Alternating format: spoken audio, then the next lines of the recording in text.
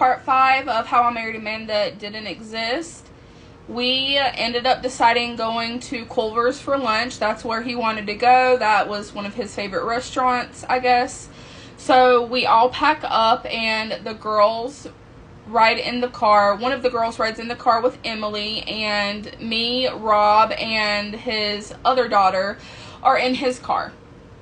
So we all go to the restaurant together. We go in, we order our food, we're sitting down. I had dressed really cute. I had put my hair in space buns, and he just threw a fit over that. He loved that. I don't know. He just really liked the space buns. That's going to be relevant later. And to add a part that I forgot to mention in the last video, the night before Father's Day, before we went to bed, he did ask me to be his girlfriend, and I accepted. So at this point, we have decided we are going to be dating. We're a couple, and we're going to be exclusive. So we are now sitting, and we're having lunch together, and it's the same scene from dinner, just a different day. We're laughing. The girls are talking and saying silly things, and it's just fun. And I look at Rob and I look at Emily, and it was another one of those moments, and I reference this in my book, but that was another moment that I sat back, and it was almost like everything was going in slow motion. I was absorbing the moment, and I took a deep breath, and it was like, wow, I feel like maybe I found my place. I feel like I found people who will love me and that I can love, and I feel like I have found a family that I can be part of. And this was a very, very big moment for me based off of what I said in previous videos about what I wanted for my life and what I thought I may never have.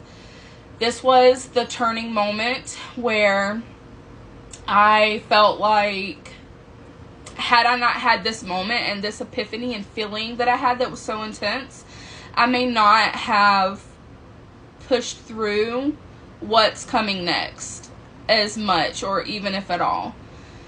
I tend to lead by my heart, not my head, and this was one of those moments where it got me in trouble and just kept me stagnant in a series of very weird, unfortunate events.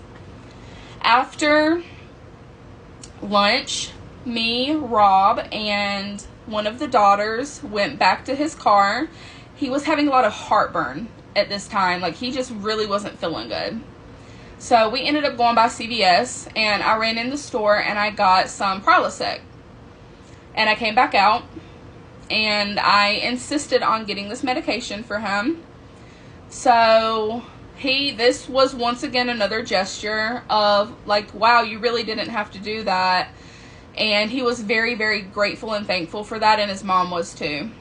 So I got him the medicine, and we ended up going back to the house. We dropped the girls off, and a little bit later on, we decided we were going to go for a ride, just us. So we got into his car, and this is another good time to mention that gray cup that has come into play in the previous videos. This gray cup that he had that I didn't know what he was drinking, and then I saw that he was filling it with Fireball alcohol and sipping on that consistently. That didn't stop. So he had this cup with him, and he is drinking Fireball. We're in the car. He's driving. This is another moment I know you're screaming at me. I should have not gotten in that car. I should have said, you've been drinking. I don't feel comfortable riding around with you. I didn't do that. I saw that he was physically okay. He was not drunk in any way. He was not slurring his speech. He was acting completely normal. So I did get in the car and we went for a ride. Even though he was drinking, he didn't wear his seatbelt. He drove erratically and fast. I would come to find out that that was just his norm. There are a few other driving stories we'll get into later. So he's driving me around town. He's showing me things in the town. I have never been over to this part of Florida before. He drives past one of the first apartments that he and his wife had together. I didn't find this weird. This is a grieving husband who lost someone that he loved very much, that he had literal children with. And if I'm nothing else, I'm respectful. So we did that, and then we went by the high school. So we kind of pulled into like the side of the road. It's gated off. We didn't go in. And he was like, this is the high school I graduated from, and this is where my daughter goes. Or this is where my daughter will go, because his oldest daughter wasn't yet in high school. So I was like, oh, that's really cool.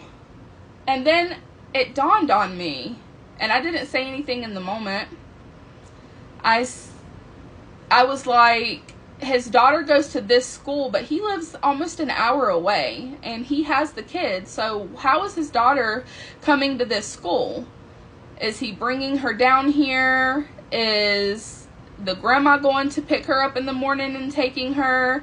I wasn't 100% sure. And I believe in that moment I did ask about that, and he said that he drove the kids down to school every day. So we ended up going back to the house, and it's just a very chill night.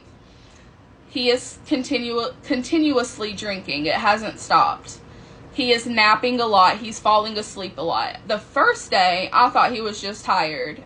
The second day, I don't know if I realized, or maybe it's just me now remembering, that it was because he was drinking so much. And I didn't realize he was drinking so much at that time, because it was in that small cup, and I didn't see every single time he went up to the alcohol bottle. So me and his two daughters, we play a game. I don't remember what the game was, categories maybe. Anyway, we're having a good time. I don't know why I can't speak right now. We're having a great time, and we're laughing, and I realize his oldest daughter is funny as shit. Like, this girl is saying some off-the-wall, unhinged stuff, some answers to these questions, and we are dying laughing. And I look over, and I see him staring at me, and he's smiling. And that gesture right there just once again melted me. I'm like, this is a place I could be. After that, I'm sitting on the couch, and his youngest daughter comes up to me with a box full of hair bows and things, and she wants me to braid her hair. So I'm sitting there, and I'm French braiding her hair, and that same moment happens again. He's looking at me, and he smiles, and then he grabs my hand just very lovingly. And my heart is just exploding. I'm like, man, like, this is really doing me in. I wasn't supposed to be staying another night. It was going to be a one-night thing. I was having such a great time. I did not want to go home yet. So we decided I was going to stay another night. This was Sunday night at this point, and his mom was completely on board with that. I actually ended up cooking dinner the second night. I made homemade Alfredo for everyone. That's just how comfortable I was. I'm literally cooking in someone else's kitchen. I'm super comfortable. At this point, the roommates come back, and I come face to face with this woman. She walks in, and it was as if all hell had broken loose. She was pissed. She never addressed me directly, but there was a fight. There was an argument. There was slamming doors. She refused to sleep in the house that night, and she went out and she stayed in her car because I was there. I'm upset because I'm like, what have I done? Like, I haven't done anything. I feel so terrible that my presence has triggered her so greatly. I didn't understand why. I'm like, if she would just talk to me, I would introduce myself, and like, maybe we can be friends. Maybe we can have a conversation. I didn't understand. So Rob and his mother are brushing this off. She acts like this all the time. She has an attitude. You're doing nothing wrong. We have invited you here. You are more than welcome to stay here. We want you here. She just is being out of line. All right, let's go to part 6.